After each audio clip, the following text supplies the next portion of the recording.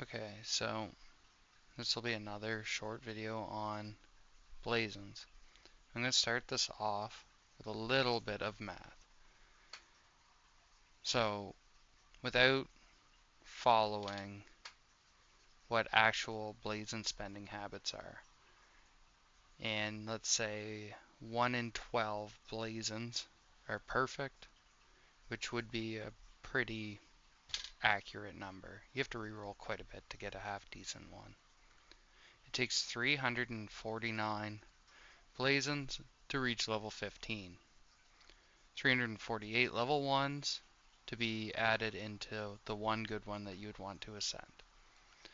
So if we times this number by 12, because that's how much we're assuming it takes to get one good level 15, like perfect 4 stats.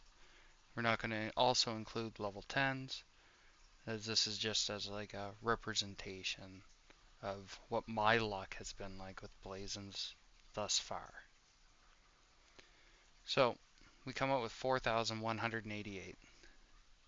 That'd be on average how many blazons it takes to get one perfect level 15 in this scenario that we're talking about. You get about 17% on average if you add the first number to the last number, divide it by 4, let's say it's 17. So we got 17% as our average attack, let's say. Comes up with 246, and there's 4 statistics. So it takes, in my rough math, 61.5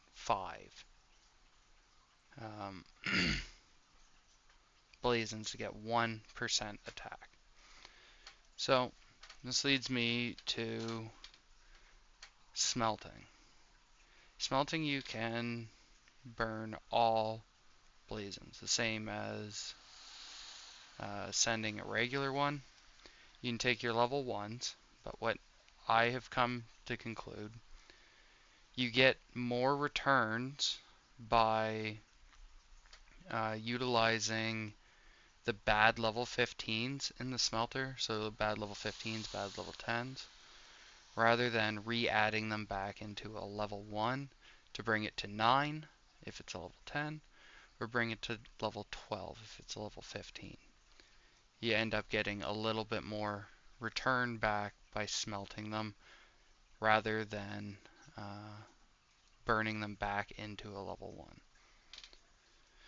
So if I go to my range, let's say, I have pretty good statistics on it. I have 2 in rallies, 2 attacking. That's pretty decent to what you want with a ranged attacking blazon.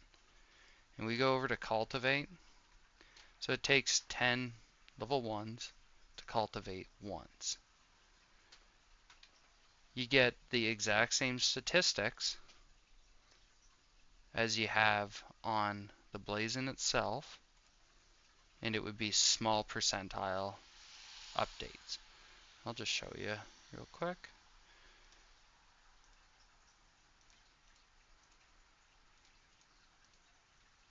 Oh.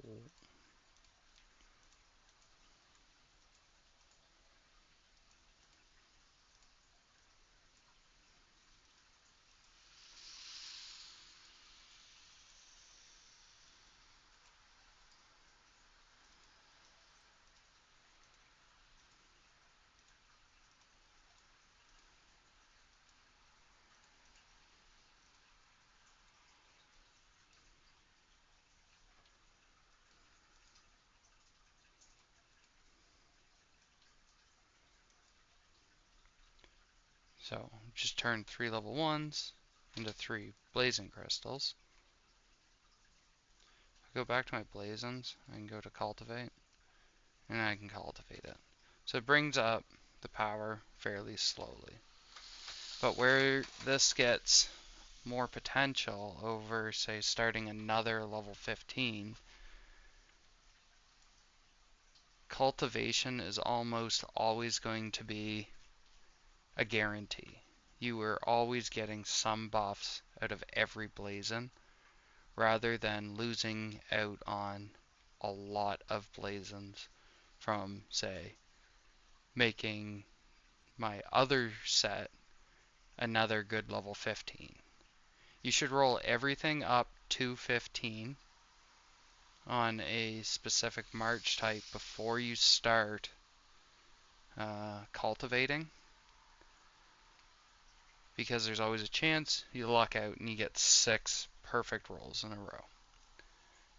I wouldn't worry about getting both sets of the blazons to be perfect on a march.